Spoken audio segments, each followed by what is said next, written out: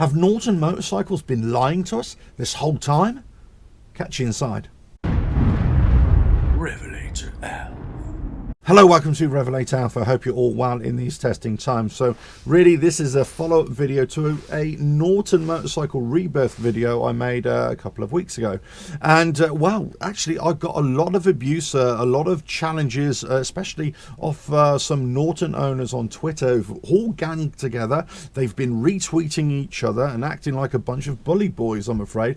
And they're trying to say that I've been the mouthpiece of the company, that I'm not given a full argument and I'm not doing my research.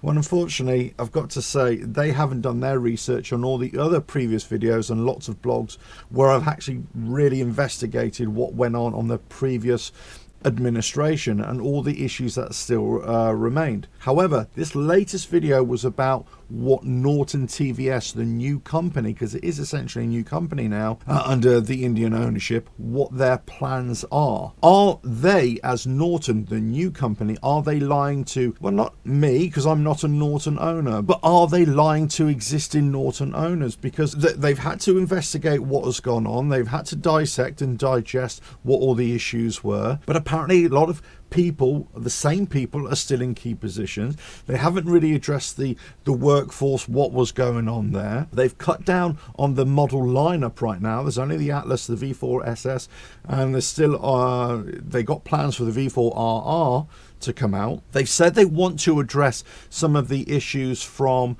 the previous administration about V4 SS owners and other Norton motorcycle owners, and about, you know, repairs and getting money back and all that kind of stuff. But that seems like a very complicated process. In fact, it seems that Norton owners may have to go to the administrators, the prior administrators, to get some work paid for, because there is no obligation from the TVS to sort all this out. Now, this is no solace to Norton owners, of course, who have been royally shafted in this regard. And you would hope that at some point in the future that they can come to some kind of an arrangement, come to some kind of an agreement. But if you spent X, Y, Z £1,000, dollars, shekels, whatever, on a motorcycle, you're going to be loath to spend even more to address all these issues. Now, if it's a recall issue, then perhaps TVS will sort all this out themselves, but it might be a case that actually they're only going to deal with recalls of motorcycles that they've sold,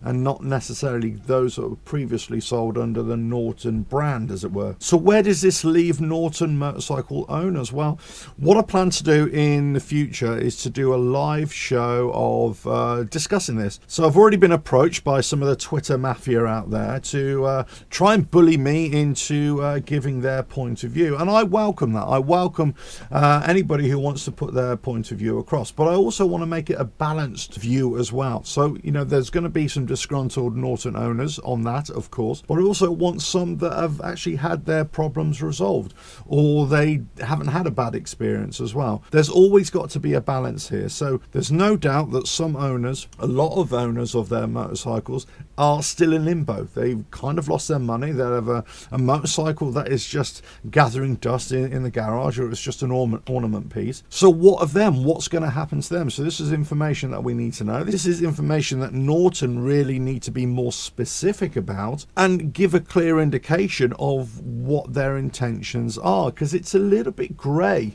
what their intentions are, in certainly in this regard, dealing with all the old issues. Now, the accusation was made of me that I was just a cheerleader of the company, which I wasn't. I'm just reporting the news, reporting what TVS have said. But that being the case, let's just analyse exactly what they've said. They've talked about future plans. They've talked about their start to address some issues. They've talked about reorganising the management structure. They didn't say, and I didn't say, that they've totally wiped the slate clean and got rid of all the past employees and past, you know, people in management, all the designers, the chief designer there. Those people are still in place. So I suppose you've got to ask yourself the question is, well, why are they still in post? Why all these people still have their jobs? Why has a bike, a V4 SS, got all these problems? There's safety issues as well. And this designer still hasn't had, hasn't had his P45 given to him. Here's the issue. there might be lots of things going on behind the scenes that we're just not aware of, certainly from a reporting point of view, and maybe even from a V4SS owner's point of view, or general Norton motorcycle owner's point of view. And Norton motorcycles are no different from any other manufacturer when they discover issues with a particular motorcycle or car or truck or whatever it is, and they have to issue a safety recall on that particular product. The question here is that, again, it's confusion whether the new Norton under TVS are responsible for previous motorcycles sold under the old Norton, as it were. Who knows? I mean, they say they will honour that, but that's going to take time. It's going to take a long, convoluted process to get that all organised. That doesn't mean that they don't have the intention, and that certainly doesn't mean that they're lying, but it could be a long, drawn-out process, again, which is no solace to any Norton owner. And I have a lot of sympathy for any Norton owner who's been caught up in this whole fiasco. And that's why I reported on this many months ago. In fact, I was one of the first channels, one of the first websites to bring all this to light, and asking serious questions about not only the ownership, the management, but also the government, and also the employees at the time of who got caught up in this as well. Are Norton motorcycles still lying to you? I don't think they are, but I think, what I do think, and this is an opinion, this is not fact, I think this is a long drawn out process which is going to be very difficult to salvage, and I think it's going to be very difficult to sort out. In fact, I don't think in some cases it will ever be sorted out. Going forward, yes, they might have plans, and they might be able to address the motorcycles that they have and sort those out for future with the recalls that they're going to do, I would assume. But old motorcycles probably won't. They probably won't address that, and that's going to have to come down to the owners to try and get that sorted out, which I don't think is going to be a very simple case. Or I think that they might have to spend a lot more money just to get those problems sorted out, which is not what anybody wants to hear, I'm sure. But anyway, if I can gather people who want to come onto the channel and discuss and put their point of view on. Now, I may want to meet some people beforehand just to make sure we're on the same page, and also possibly even do a video chat beforehand as well, just to make sure that the video is going to be informative, but also give your point of view, and also make sure that we're not accusing people or companies of things that they have or they haven't done without proper evidence as well. So I want to make sure that it's a balanced argument, and also a balanced debate, let's say, from Norton owners who have had a bad experience and are continuing to have a bad experience, and those who have had some resolution as well. But also I'd like to hear from current Norton or potential Norton owners. Are you trying to deal with a company now?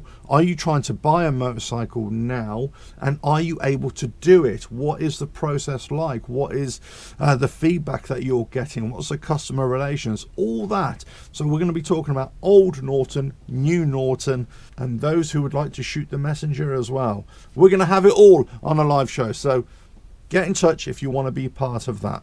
Right. Catch you again. Don't forget to subscribe, hit that bell, like and share. Check out the website RevelatorAlf.com. Maybe some of you who are accusing me of being a mouthpiece really should pay attention to that website as well. Catch you again. Ta-da.